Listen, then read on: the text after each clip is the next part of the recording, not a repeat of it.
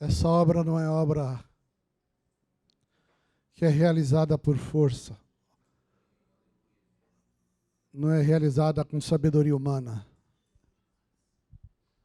A igreja que anda no conforto do Espírito Santo,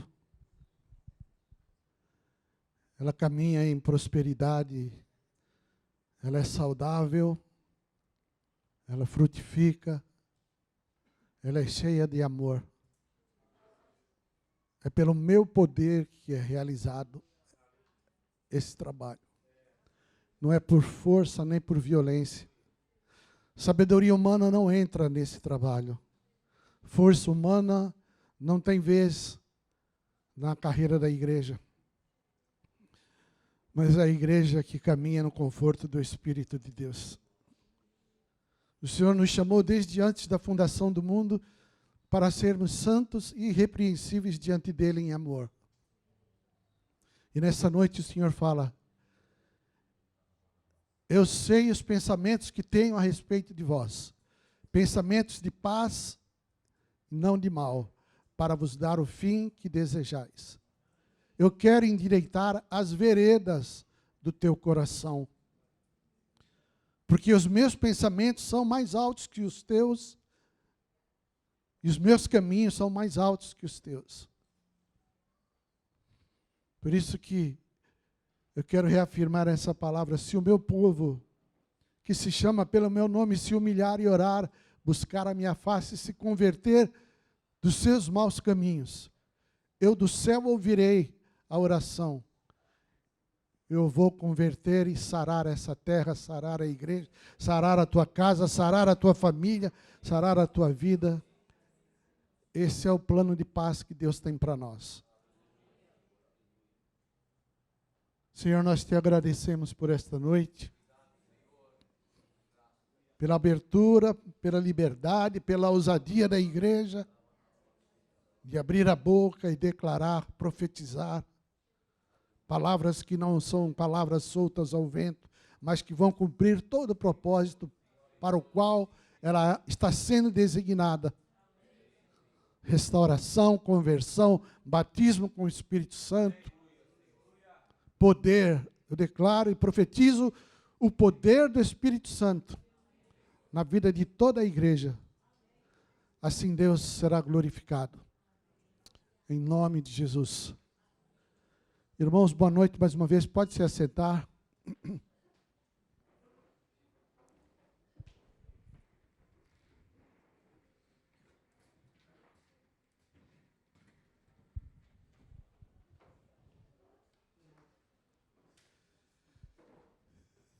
Nos últimos tempos, principalmente nesses últimos um ano e meio, por todos os lugares que a gente tem andado, em reuniões, encontros, sejam de conselho de pastores, sejam de congressos, sejam de pregações, a ênfase da palavra é uma palavra centralizada nas calamidades. Uma palavra que é centralizada nos ventos que correm, nos rios que correm, nos ventos que sopram e nas chuvas que são fortes. Toda pregação que a gente tem ouvido, ela começa com uma ênfase na situação na qual nós estamos vivendo hoje. Todo mundo sabe que hoje a gente vive num mundo globalizado. Nós somos chamados de uma aldeia global. Se acontece alguma coisa lá no leste europeu, como essa guerra, interfere em todos os países do mundo.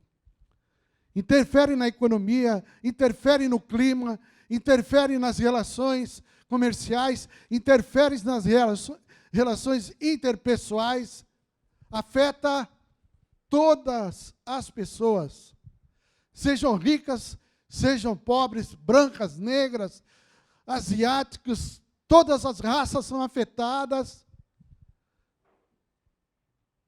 com essas catástrofes que acontecem, guerras que acontecem.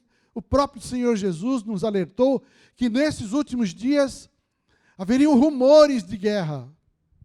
Lembra em 2008, quando teve aquele boom imobiliário nos Estados Unidos? Quebrou aquele país. Aquilo afetou todos os países. Mexeu com todos os países. Aqui na América do Sul, que são chamados os favelados, foram os que mais sofreram. Os europeus, que tinham um pouquinho mais de cancha, sofreram menos. Mas essa aldeia global, essa globalização, infelizmente, ela trabalha assim. Ela mexe com toda a humanidade desse jeito. Mas o que eu queria compartilhar com vocês nessa noite, queria ser breve, por mim continuava aí esse mover, que eu creio que Deus, Ele quer continuar a fazer esse despertamento na nossa vida, trazendo uma ousadia do Espírito na vida de todos, tirando todo bloqueio, toda a língua presa, todo ouvido que tem bloqueios, toda mente que está com travas, que não consegue ter um entendimento claro da palavra, quando faz uma leitura, quando vai meditar na palavra, todo esse envolvimento dos fatos e acontecimentos que a gente ouve, tudo isso impede uma comunhão plena com Deus. E aí vem Brumadinho, aí vem crise energética, depois vem guerras, depois vem pandemia, agora sarampo, e como é que chama essa outra doença aí dos macacos? Tudo isso afeta e mexe com a gente, mexe com as famílias, apavora a vida de todo mundo. Mas a minha palavra vai de contramão a tudo isso. A minha palavra está fechada em Filipenses 4:4. Alegrai-vos sempre no Senhor, outra vez digo, alegrai-vos. Se você quiser acompanhar na tua Bíblia, se você quiser acompanhar no teu celular, nós estamos perdendo o manuseio da palavra de Deus. Eu não quero fazer nenhuma crítica, porque eu também uso o celular para ler a Bíblia. Mas nós estamos perdendo a capacidade de mexer nisso aqui, de desenvolver assim uma intimidade com a palavra de Deus, não só com Deus, mas com a própria palavra. Abre tal livro, você vai lá e já abre no livro ali. Isso é intimidade com o livro. Nós estamos perdendo isso. Coisas que no passado não acontecia. Mas eu quero declarar, alegrai-vos sempre no Senhor. Outra vez digo, alegrai-vos. Tiago, na sua carta, o apóstolo diz, tende por motivo de grande alegria o passardes por várias provações. Palavra estranha, né? Tendes por motivo de grande alegria passardes por várias provações. Eu estou querendo caminhar nessa contramão com vocês. Desenvolver aqui uma conversa com vocês que ande totalmente contra a maré, fazendo com que todos esses acontecimentos, tudo isso que tem envolvido as nossas vidas,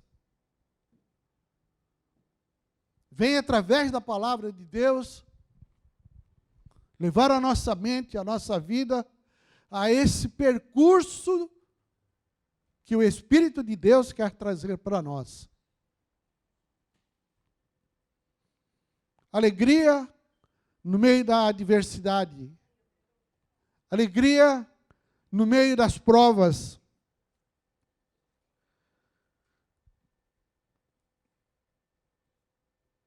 E essas coisas, elas vão trazendo ensinamentos para nós. Os rios que correm, os ventos que sopram e as chuvas fortes que caem, elas são inevitáveis.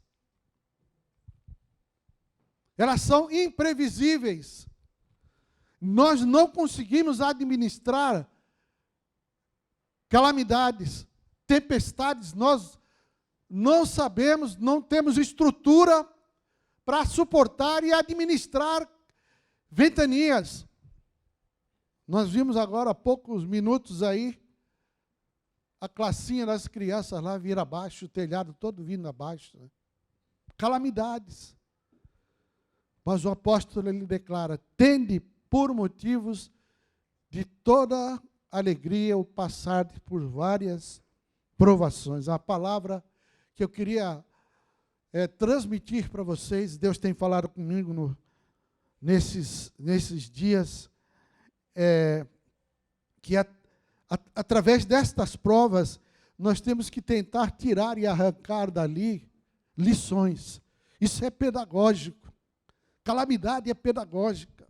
Provas e ventanias são pedagógicas. Elas ensinam sempre. Primeira lição que você aprende com a calamidade, ela vai provar a tua fé. Como que você está andando? Se essas coisas vão interferir. Se a pandemia vai interferir na tua fé, vai te enfraquecer a ponto de você não dar a importância devida no congregar. Congregar é inegociável. Nós não podemos deixar de estar juntos. Nós não podemos deixar e abandonar a comunhão com os irmãos. É ali que você se alimenta. É ali que você é trabalhado, que você trabalha. Que você serve, que você é servido. Portanto, essa primeira lição que a gente tem é essa. A segunda lição, ela vai provar o fundamento da nossa vida. Aonde nós estamos firmados.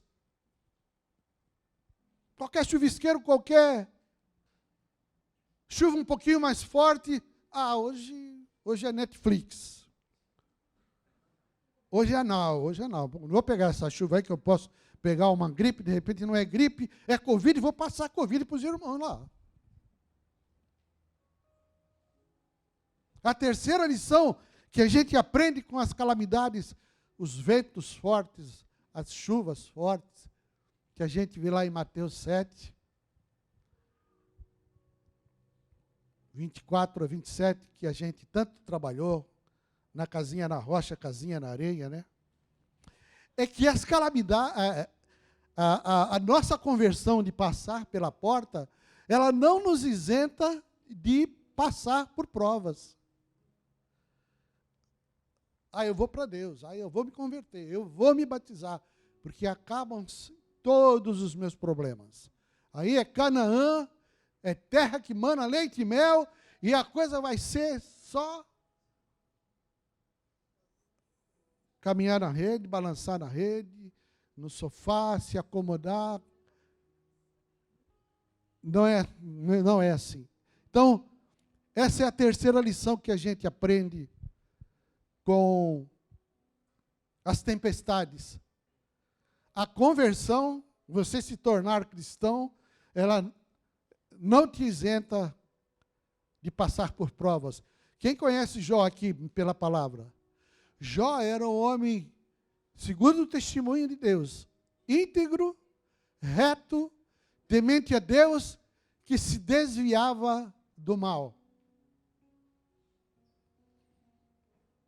O diabo vem confrontar, porque o diabo ele quer tirar essa alegria da nossa vida. Também desse jeito, o Senhor dá tudo para ele, dá umas cutucadas no Jó para ver, vamos ver se a fé dele está firme mesmo. Todo mundo sabe o que aconteceu. E Jó era esse homem, eu lembrei do Salmo 1, né?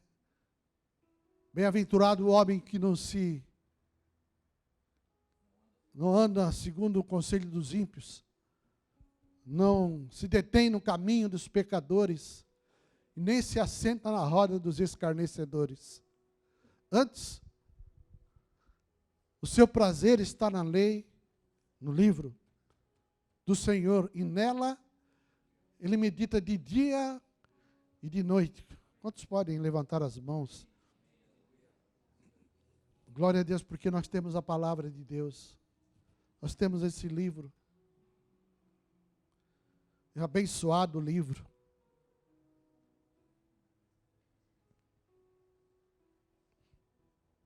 uma das maiores reformas, um dos maiores avivamentos registrados na Bíblia, depois de um apagão do governo do rei Manassés, o filho dele, que devastaram toda a nação de Judá. Destruíram tudo. Esqueceram de tudo que Deus havia feito no passado. De todas as bênçãos e cumprimento das promessas. Da terra de Canaã, que mana leite e mel. Da vitória sobre os inimigos.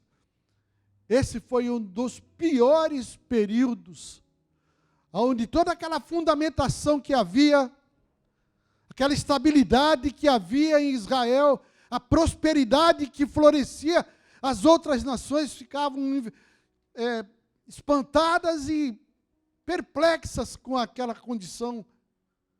Que Deus é esse? Que nação é essa? Que acontece o que acontece com eles? E Manassés, o rei Manassés, jogou o país assim na lama. Veio o filho dele, ficou bem pouco tempo. E em seguida, o reinado do rei Josias. O rei Josias entrou no palácio real, entrou para governar e começou a limpa. E tira aqui, tira ali. Corrige aqui, corrige ali. E manda os seus súditos ali ajudarem eles. E um desses era o Ilquias, que achou o livro. Na mexida ali, daquela bagunça, da idolatria, da imoralidade, dos costumes pagãos, de entregar os próprios filhos a Moloque, que é um assunto que nós temos que tratar hoje como igreja.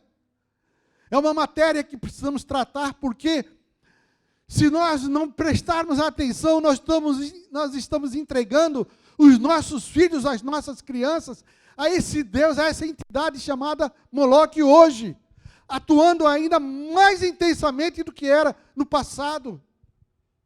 Por isso que o livro foi achado. Achei o livro. Que livro era esse? Eram os primeiros livros ali do Pentateuco, que é de Gênesis a Deuteronômio, onde estava a lei, onde estavam os mandamentos. E o rei lê esse livro. E na medida que começou a ler o livro, quebrantamento, humilhação, arrependimento, choro, corações contritos. E a reforma a reforma avançou. Um dos maiores avivamentos que você tem como registro na Bíblia. Eu fui riscando todas as vezes, quando você pega ali, tem a narrativa de 2 Reis e de Crônicas.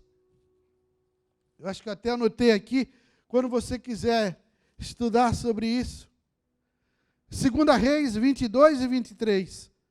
2 Crônicas 34. Às vezes que o rei ordena a leitura da Bíblia.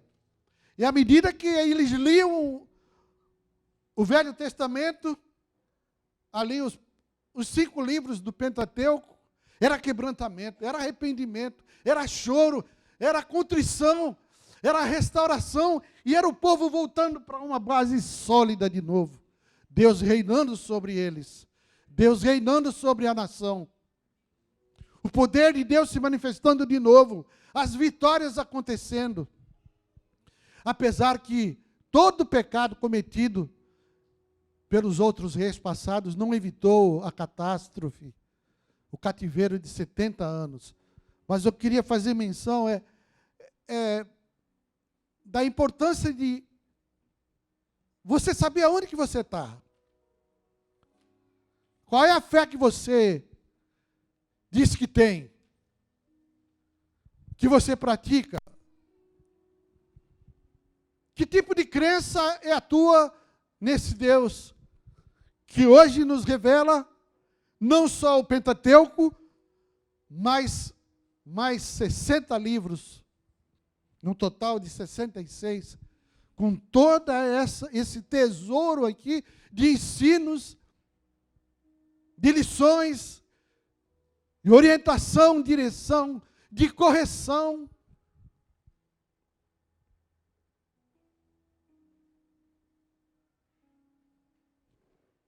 E eu falei que comecei a notar todas as vezes que eram ordenados a ler o livro para mudar a vida das pessoas.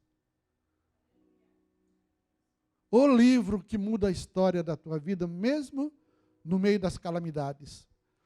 Quando você olha para o quadro da tua vida, que você vê que não tem mais solução, que você se perdeu, caiu o chão, nós somos levados a olhar essas calamidades com a perspectiva da ótica de Deus, para que essas calamidades jamais tirem a nossa alegria. Amém?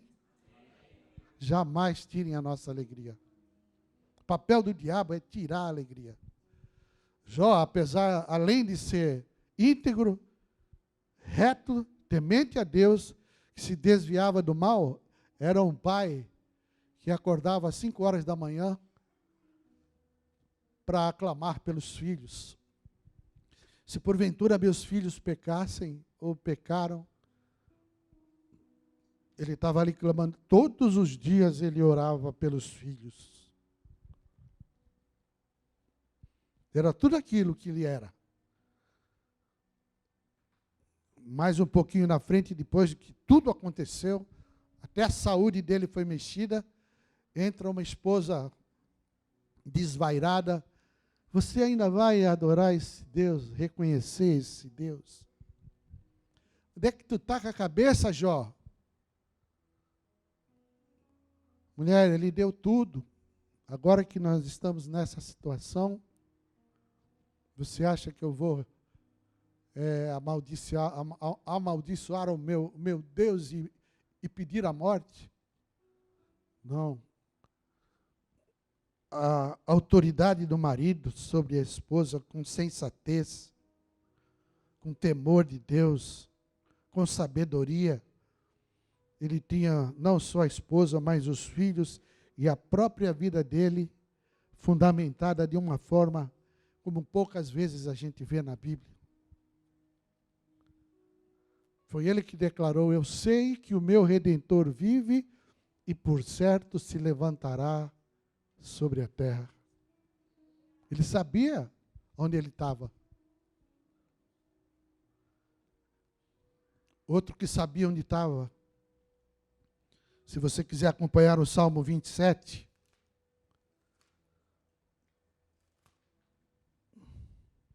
olha o que é uma pessoa fundamentada. O Senhor é a minha luz e a minha salvação. De quem terei medo? O Senhor é a fortaleza da minha vida. A quem temerei?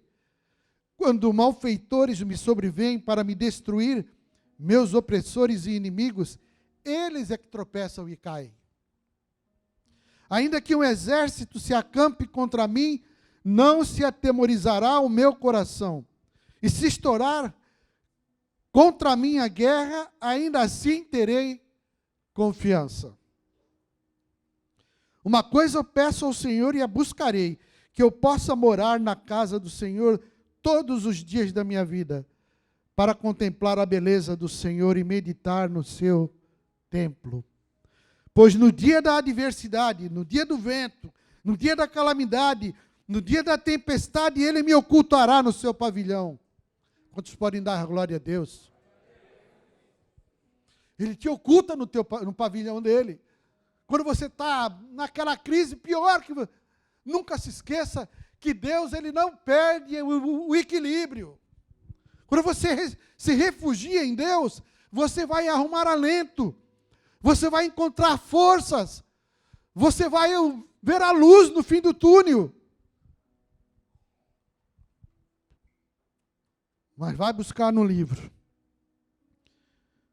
No recôndito do seu tabernáculo me acolherá. Deus, Ele te acolhe. Elevar-me-á sobre uma rocha. Agora será exaltada a minha cabeça acima dos inimigos que me cercam. No seu tabernáculo oferei sacrifício de júbilo, cantarei, salmodiarei ao Senhor. Salmo 40 também mostra a localização de Davi. Tirou-me de um poço de lama e perdição, colocou os meus pés sobre uma rocha. A tua casa está na rocha ou está na areia? Precisa responder. A tua fé está firmada em quê?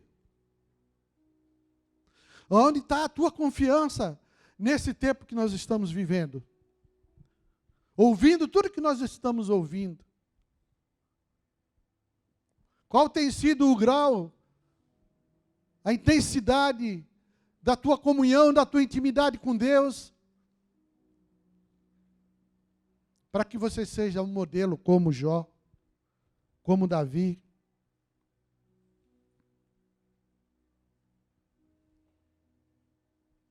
Muitas vezes a gente vê esses terremotos, tufões, ciclones, que devastam áreas grandes, né? Estados Unidos é muito vítima disso. Sabe o que representa isso? É Deus chamando essas nações a se dobrarem diante de Deus. Porque foram nações que eram fiéis, foram nações que foram usadas por Deus de uma maneira sobrenatural no passado, mas que hoje se mundanizaram. Nas igrejas entra de tudo. Os jovens não querem saber mais de nada. Os casais, queimou o feijão, quebra-se a aliança. Qualquer coisinha é motivo de separação. É o que nós estamos vendo aí no dia a dia. E essas coisas vão se tornando e dando um efeito dominó no meio do povo de Deus. E Deus está nos alertando, chamando a nossa atenção para que essas circunstâncias, essas calamidades não venham a tirar a nossa vida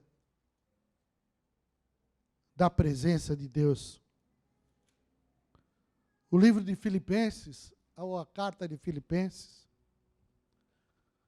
tem como tema a alegria do Senhor, que é diferente da alegria que normalmente a gente se alegra quando troca o carro, quando sai de uma casa mais velha para uma casa mais nova.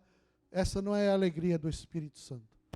A alegria do Espírito Santo é um dom do Espírito Santo. E essa alegria, ela, na Bíblia é plenitude, ela fala que a verdadeira alegria não é uma emoção superficial que depende de circunstâncias favoráveis do momento.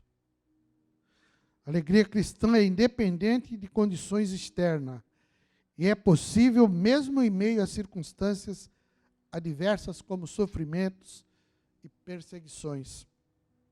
Mas a alegria definitiva, ela surge da comunhão com Cristo ressuscitado, com Cristo glorificado. Essa é a verdadeira alegria. Em nenhum outro lugar você vai encontrar satisfação. A única maneira de você encontrar a paz que excede todo entendimento, é na comunhão com Cristo. E é na intimidade com esse livro. Esclarecedor. Esse livro tem poder para mudar qualquer tipo de calamidade, crise que possa acontecer na tua vida e na minha vida. Eu falei daquilo que são lições, mas tem outras coisas que podem nos tirar a alegria. As circunstâncias, né? E interessante é que, quando você define a alegria do Espírito, a alegria da palavra de Deus, Paulo tem uma definição assim que choca a gente, né?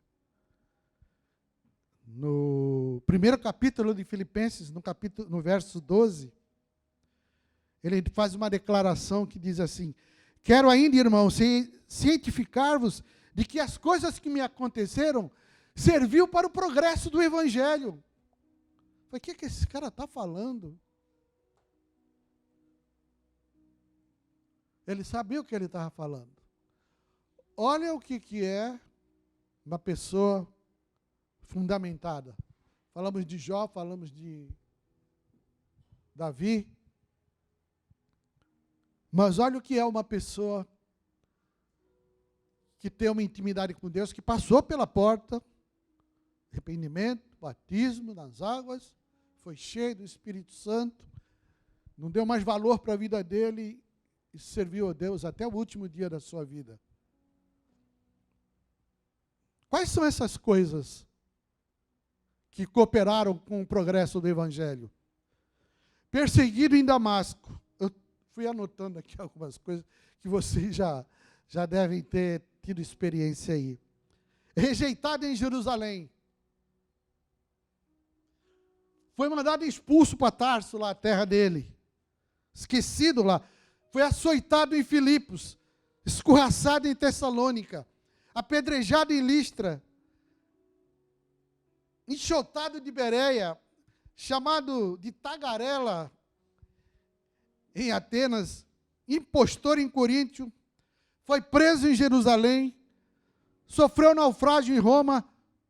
Tomou picada de cobra na ilha de Malta. E chegou algemado em Roma. Olha o que ele fez com as calamidades dele. Ele declarou que essas coisas cooperaram para o progresso do Evangelho. A gente acontece uma coisinha ou outra aí, já reclama, pisaram no meu calo, caramba, que coisa, isso, aquilo. Murmuramos, reclamamos. Quando você vê um histórico desse daqui, a primeira coisa que vem na nossa mente, o que é um cristão fundamentado? Segunda coisa que tenta tirar a nossa alegria. Primeiras circunstâncias. São as pessoas. As pessoas, elas ferem mais as nossas vidas, prejudicam mais as nossas vidas do que as circunstâncias. As pessoas nos desapontam. Eu desaponto as pessoas. Você desaponta as pessoas. Você desabona as pessoas te desabonam.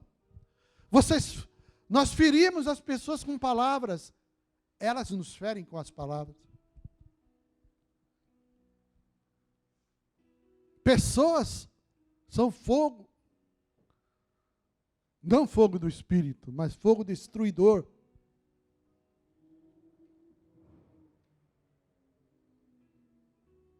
O que a Bíblia nos ensina com relação a essa segunda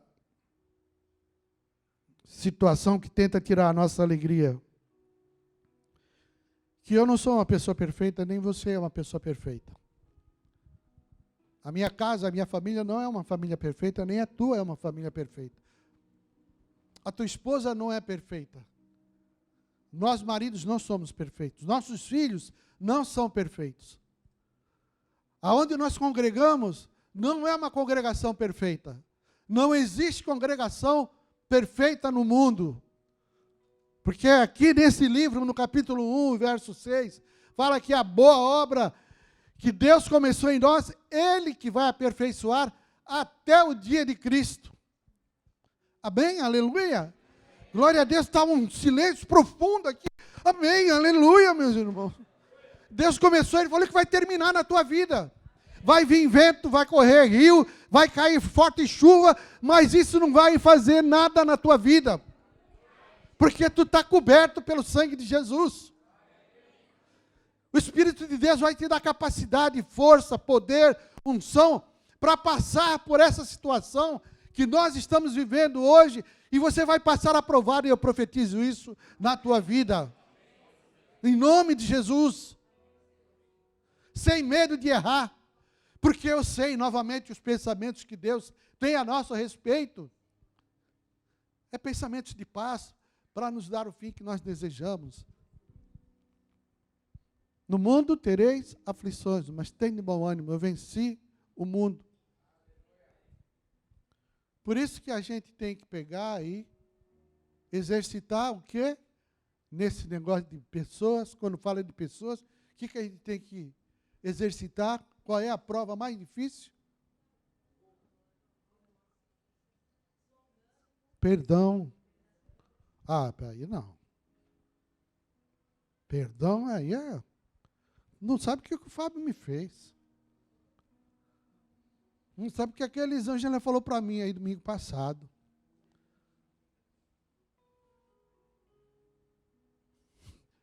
Irmãos, eu já ouvi muita palavra, muito sermão a respeito desse tema perdão, né? Jesus falou uma palavra uma vez, uma parábola, Mateus 18, a parábola do credor incompassivo. O rei chamou seus súditos, falou, vamos prestar conta de todo mundo que me deve aí. Aí veio um, devia 100 talentos. 100 talentos, acho. O que devia pouco era denário, mas o que devia muito era talento. 10.000 talentos. Tem que essas moedas, denários, talento, a gente não tem ideia do que é isso. A nossa moeda é o real. Mas quando você vai fuçando o livro, vai ouvindo testemunhos, vai vendo alguns desses valores que a Bíblia fala, né? Diz que um talento, o cara devia 10.000 talentos. E ele falou que não tinha condição de pagar. Aí o rei falou, é o seguinte, vende teus filhos, tua mulher, você paga a tua dívida e segue teu caminho. Mas tem compaixão de mim, tem paciência comigo, me perdoa. Ah, tá bom. Você está perdoado. O cara foi embora. Esse perdoado encontrou um conservo dele que devia 100 denários. Paga o que me deve. Não tenho. Paga o que me deve. Não. Tem paciência comigo? Não teve paciência com ele. Aí avisaram o rei. Cara, eu te perdoei de 10.000 talentos, você não perdoou. O cara com 100 denários, cara. Vou te mandar para os verdugos, que os verdugos vão te estrangular, vão trabalhar contigo. Você vai ver o que vai acontecer contigo. Um talento equivale a 35 quilos de ouro. Aproximadamente 60 mil reais. Um talento. 10.000 talentos representam 350 mil pesos de ouro. Que exagero, que parábola é essa que Jesus conta, né? O custo de impostos da nação, ali do primeiro século, era de 800 talentos. E o custo de 13 anos era o valor daqueles 10.000 talentos. Sei que são coisas exorbitantes. Por que Jesus falou uma parábola tão exagerada como essa, né? Ele queria mostrar lá para os cristãos do primeiro século e para nós hoje aqui, que aquela dívida de 10.000 talentos é a dívida que nós tínhamos com Deus, que através de Jesus, na cruz do Calvário, foi perdoado para nós. Amém? Aleluia? Esse foi o preço que Jesus pagou. Nós nunca conseguiríamos pagar essa dívida. Ah, mas você não sabe o que aconteceu comigo. Eu posso até perdoar, Mas, esquecer, eu não vou esquecer, não. Uma coisa boa, uma notícia boa para ti, você não tem amnésia. É. Deus não tem amnésia. Deus é onisciente, onipresente, onipotente. Ele pegou o teu pecado e o meu pecado, jogou nas profundezas do mar.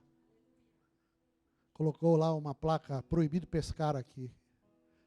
Ele nunca mais vai jogar na tua cara o pecado que ele te perdoou.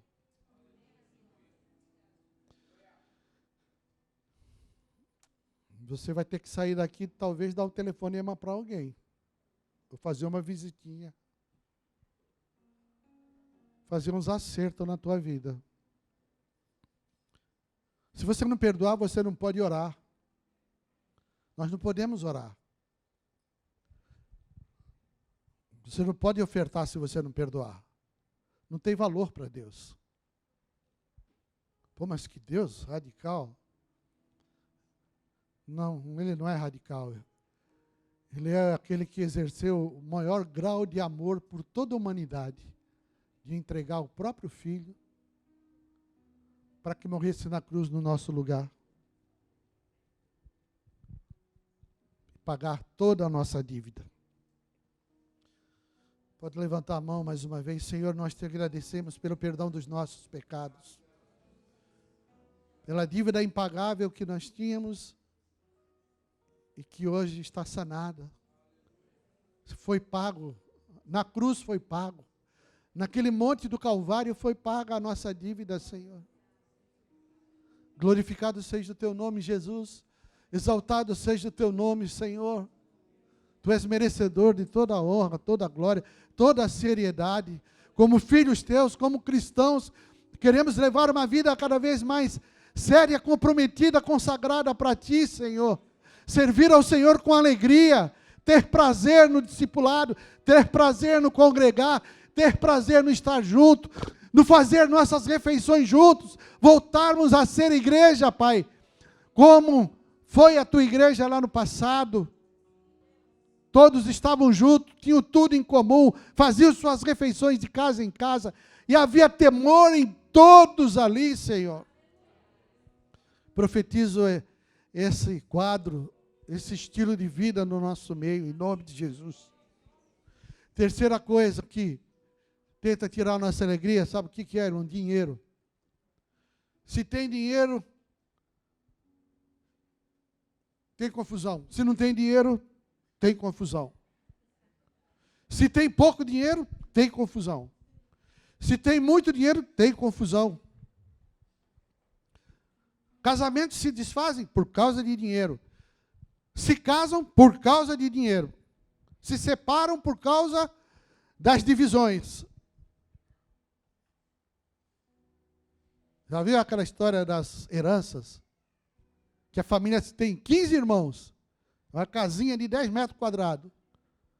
Eles se matam entre eles. Ia dar um denário para cada um só.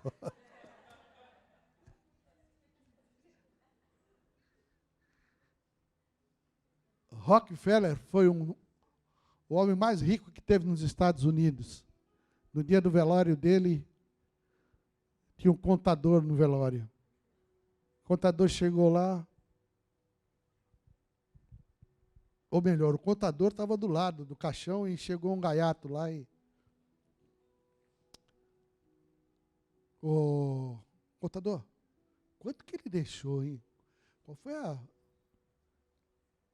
fortuna que ele deixou? Aí eu... Você não sabe, cara? Tu não viu falar, não? Cara, ele não levou absolutamente nada. Não tem gaveta em caixão. Nem caminhão de mudança em velório. Não levou nada. Dinheiro separa as pessoas. Dinheiro é para ter no bolso, não entronizado no coração, porque o amor ao dinheiro é a raiz de todos os males. Meus irmãos, quando falo em dinheiro, acabou a amizade. Seja parente, seja não parente, sociedades se quebram por causa desses perrengues financeiros. Quando você for se associar com alguém, você olha direitinho quem é essa pessoa, você presta atenção. Quando você for casar, você veja quem é esse marido, como é que ele lida com dinheiro. Como é que a mulher também lida com dinheiro. Porque depois que consumou o casamento, não tem mais volta. A aliança é inquebrantável, é inquebrável. A aliança é infinita e é eterna.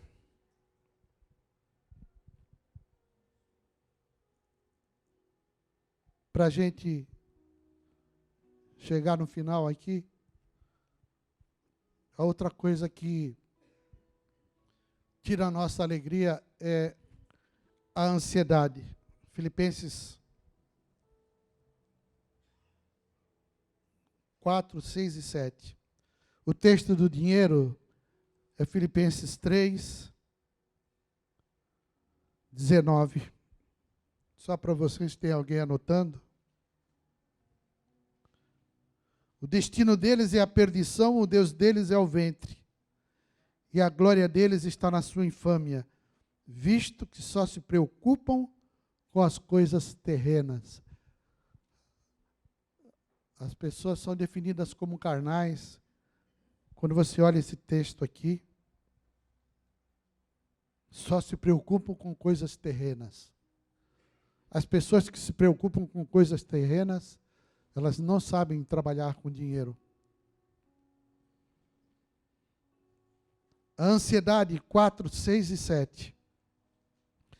Não andeis ansiosos de coisa alguma, em tudo, porém, sejam conhecidas diante de Deus as vossas petições, pela oração, pela súplica, com ações de graça. A palavra original do grego para ansiedade, sabe o que é? Estrangulamento.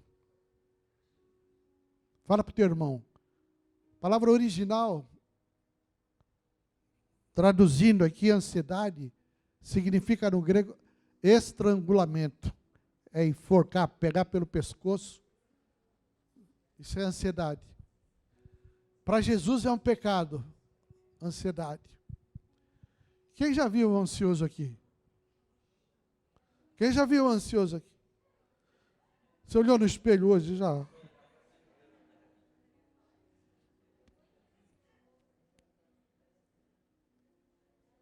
Paulo deu o resultado da cura da ansiedade.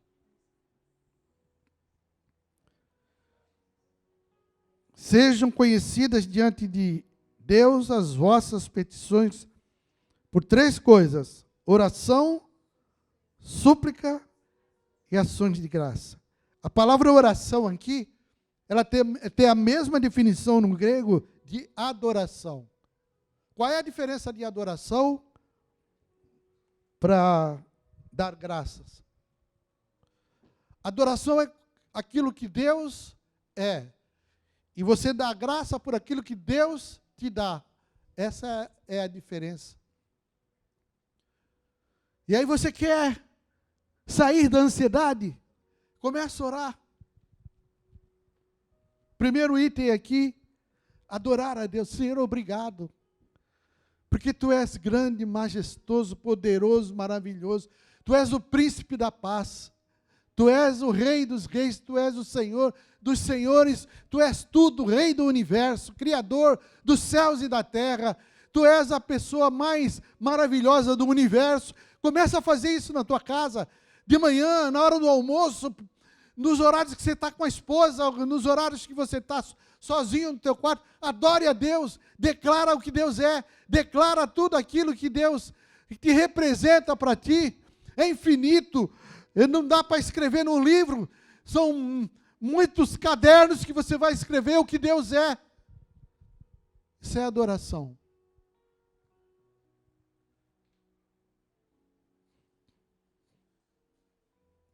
E dar graças é por aquilo que Deus te dá. Nós vamos nos tornando insensíveis com as coisas simples. Faz assim, com a mão. Você já viu a utilidade disso aí? Eric, passa a mão na Catarina, assim. Catarina, isso é bom? Agora, Eric, passa o braço em volta dela. Você tem que agradecer pela tua mão. Você pode cumprimentar uma pessoa. Você pode abraçar com os teus braços. Se tem pernas, quem tem perna aí? Fica em pé um pouco, rapidinho. Aí, olha. Você já deu graças pela tua perna? Você já deu graças porque ela te leva aonde você quer? Teus olhos, quem enxerga aqui? Se eu tirar, eu não enxergo muito, mas se eu colocar aqui, glória a Deus pelos meus óculos aqui. Irmãos, você tem ouvido? Eu estou trabalhando com o meu sogro lá para a gente suprir as necessidades de um velhinho de 88 anos. Ele não escuta mais nada. Está lúcido, mas ele não escuta mais nada. E a velhinha dele não fala mais nada. A língua dela enrolou toda. Ela já sofreu infarto, não, AVC, já só tem um rim. É difícil de ouvir ela, os dois estão juntos. Um não escuta e o outro não fala direito. Agora imagina a Solange que segura o rojãozinho ali. Já não tem mais possibilidade nenhuma de ficarem ali sozinhos ali. Mas aí você está com o ouvido, você ouve tudo, você vê tudo. E a gente não dá graça por essas coisas que são corriqueiras, mas são tão preciosas na nossa vida. Atitudes que você tem. Estava contando para os meninos aí, irmãos, deixa eu ver que horas são. Nós vamos embora já, ou 9h15. Nas atitudes da pessoa sensível, né? Do velhinho de 80 anos que todo dia levava uma plantinha para a esposa. Todo dia passava na floricultura, trazia uma florzinha para a esposa. Aí chegou lá um período, ele começou a comprar um buquezinho de flor. Um dia o dono da floricultura perguntou para ele, cara, para quem tu leva isso aí? Para minha esposa. Para tua esposa? Cara, ela deve ser a esposa mais feliz do mundo, hein? Como é que ela reage? Ela não reage, não tem reação nenhuma. Como assim não tem reação nenhuma? Nenhuma. Mas por quê? Ela tem Alzheimer. Ela não me conhece mais. Pô, ela não conhece o senhor e o senhor leva todo dia isso aí para ela, que valor? Ela não me conhece, mas eu conheço ela. Estava contando para o Beda, né? O Beda levar flor em vida para flor. Amém? Glória a Deus? Não, plástico não. Paraguaia não.